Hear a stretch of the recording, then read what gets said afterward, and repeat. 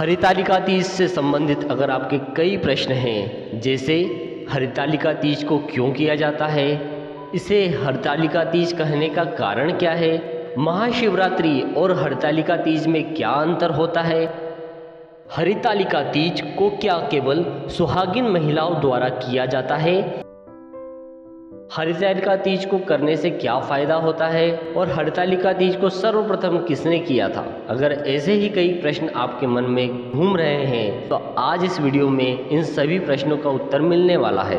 इस व्रत को हरितालिका तीज इसलिए कहा जाता है क्योंकि हरित का मतलब है हरण करना और तालिका का मतलब है सखी। सखियों से संबंधित यहाँ पर एक कथा है, इसलिए इसे हरितालिका तीज कहा जाता है। कई लोगों के मन में यह प्रश्न भी उठता है कि अगर माता पार्वती का विवाह भगवान शिव शंकर से शिवरात्रि के दिन हुआ था तो फिर हरितालिका तीज का त्यौहार क्यों मनाया जाता है। हरियाली तीज की ही तरह यह व्रत माता पार्वती को समर्पित है। इस दिन देवों के देव महादेव और माता पार्वती की विशेष पूजा की जाती है। लेकिन क्या आप हरितालिका तीज की कहानी जानते हैं?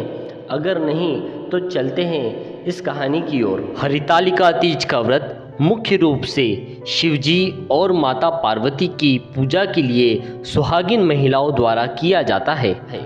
यह व्रत कठिन व्रतों में से एक माना गया है क्योंकि इस व्रत को निर्जला रखने का विधान है। सुहागन महिलाओं के लिए यह व्रत करना शुभ माना जाता है। ऐसा कहा जाता है कि इस व्रत को करने से वैवाहिक जीवन खुशहाल बना रहता है। इस साल भाद्रपद की शुक्ल पक्ष की तृतीया तिथि को शुरुआत 5 सितंबर को दोपहर 9:47 पर हो रही है। वही इस तिथि का समापन 6 सितंबर को दोपहर 11:50 पर होगा। ऐसे में उदया तिथि के अनुसार शुक्रवार 6 सितंबर 2024 के दिन हरितालिका तीज का व्रत मान्य होगा। हरितालिका तीज की पूजा सुबह के समय करना उचित माना गया है, इसीलिए इस दिन सुबह जल्दी उठकर स्नान आदि से निवृत्त हो जाएं। इसके बाद हाथ में जल लेकर निर्जला व्रत करने का संकल्प लें। यदि ऐसा करना आपके लिए संभव नहीं है तो आप फलाहार भी कर सकते हैं। इस दिन अपने श्रृंगार में अधिक से अधिक हरे रंग का प्रयोग करें। अपने मंदिर की अच्छे से सफाई करने के बाद पूजा स्थल पर एक चौकी रखें और उस पर लाल रंग का कपड़ा बिछा दें। अब इस चौकी पर शिव और पार्वती की तस्वीर या प्रतिमा स्थापित करें। गणेश जी को तिलक लगाकर पूजा की शुरुआत करें और उन्हें दुर्वा भी अर्पित कर सकते हैं। इसके साथ महादेव को बेलपत्र और माता पार्वती को श्रृंगार की सामग्री अर्पित करें। पूजा संपन्न होने के बाद शिवजी और माता पार्वती की आरती करें और सभी को प्रसाद वितरित करें।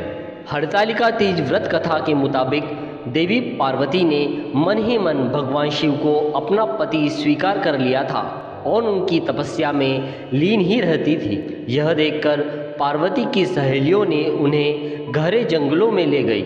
वहाँ माता पार्वती ने कठोर तपस्या की और भगवान शिव को पति के रूप में स्वीकार कर लिया। इस व्रत को हरितालिका तीज इसलिए कहा जाता है क्योंकि हरित का मतलब है हरण करना और तालिका का मतलब है सखी। मान्यता है इस दिन भाद्रपद शुक्ल पक्ष की तृतीया तिथि के दिन हस्त नक्षत्र में माता पार्वती ने मिट्टी से शिवलिंग बनाया और रात्रि को जागरण किया। माना जाता है कि इस व्रत को करने से सुहागिन महिलाओं को अखंड सौभाग्य और सुखी वैवाहिक जीवन का आशीर्वाद मिलता है। ऐसा नहीं है कि कुंवारी महिलाओं को इस व्रत को नहीं करना चाहिए। कुंवारी लड़कियां मनचाहा वर पाने के लिए निर्जला व्रत रखती हैं।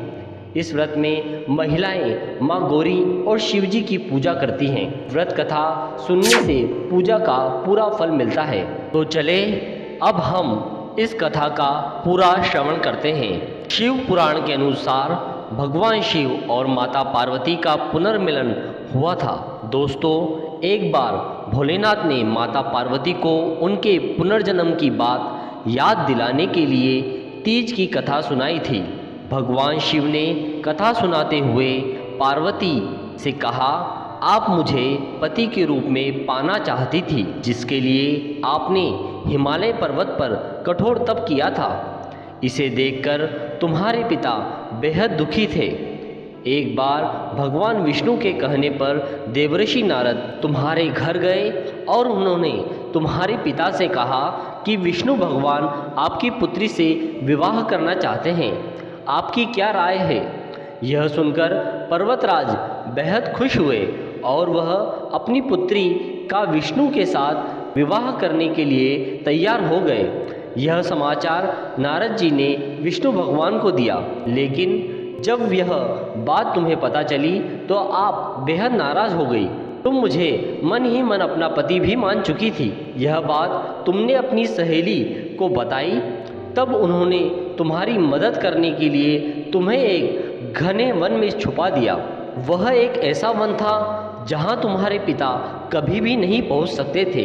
तुम इस वन में ध्यान लगाया करती थी और गहन तप किया करती थी। पर्वतराज तुम्हारे न मिलने से बहुत परेशान थे। वे इस चिंता में थे कि यदि भगवान विष्णु बारात लेकर आ गए और तुम नहीं मिली तो वे नाराज हो जाएंगे। भोलेनाथ माता पार्वती से कहते हैं कि धरती पाताल एक करके भी तुम्हारे पिता तुम्हें नहीं ढूंढ पाए, क्योंकि तुम उस वन में एक गुफा के अंदर मेरी आराधना कर रही थी। तुमने रेत का एक शिवलिंग बनाया था। तुम्हारे तप से प्रसन्न होकर मैंने तुम्हारी मनोकामना पूरी करने का विचार किया। इस बीच तुम्हारे पिता तुम्हें खोजते हुए गुफा में पहुंच गए। तुम्हें वहां देखकर पर्वतराज बेहद खुश हुए। तुमने अपने पिता से कहा कि तुमने मुझे अपना वर चुना है और इसके लिए गहन तप भी किया है, और आज यह तप सफल भी हो गया है। भोलेनाथ ने मेरा वरण कर लिया है। अगर आप मेरा विवाह शिवजी से कराने के लिए तैयार हैं तो मैं आपके साथ चलूँगी। यह सुनकर पर्वतराज तुम्हारा विवाह मुझसे करने के लिए तैयार हो गए।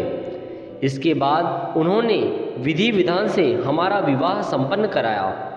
हे पार्वती, जिस तरह तुमने यह मेरा कठोर व्रत किया और हमारा विवाह हुआ, इस तरह कोई भी महिला या कुंवारी लड़की हरतालिका तीज का व्रत पूरी श्रद्धा और निष्ठा से करेगी तो मैं उसे मनवांछित वर प्रदान करूंगा और अखंड सौभाग्य का वरदान भी दूंगा। चलिए अब हम महिलाओं से भी उनके विचार जान लेते हैं। हमारा भारत देश त्योहारों का देश रहा है, वह संस्कृति का केंद्र रहा है। इसी के अंतर्गत हरतालिका तीज व्रत भी आता है। इस व्रत को हम 16 श्रृंगार कर पूजन करती हैं। भोलेनाथ व माता पार्वती जी का सुहागन महिलाएं इस व्रत को अखंड सौभाग्य के लिए करती है। वह कुंवारी कन्या द्वारा भी इस व्रत को किया जाता है। कुंवारी कन्या इस व्रत को मनचाहा वर पाने के लिए करती है और सभी सुहागनें अपने सुहाग की लंबी आयु के लिए व्रत करती है। भगवान भोलेनाथ व माता पार्वती सभी का सुहाग अमर रखे व कुंवारी कन्या को मनचाहा वर दे। जय शिव शंकर, जय उमा महेश्वर। हे भोलेनाथ, कहानी को सुनते कहते हुंकार भरते सब पर कृपा करें। इस दिन महिलाएं अपने पति की लंबी उम्र और अखंड सौभाग्य के लिए माता पार्वती और भोलेनाथ की पूजा करती है। जय भोलेनाथ, जय हो माता पार्वती की।